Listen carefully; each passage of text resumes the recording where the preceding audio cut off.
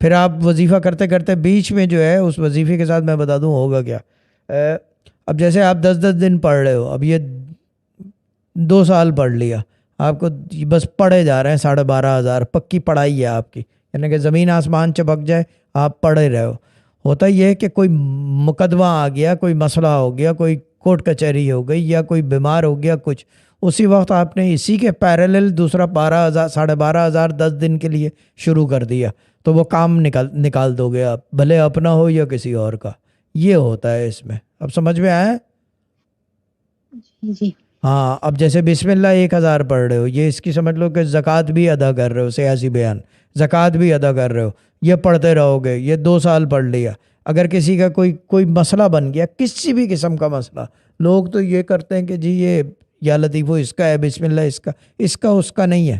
جس کے اوپر وظیفہ کھلا ہوتا ہے وہ کسی کے لیے بھی کسی کام کے لیے بھی یوز کر سکتا ہے.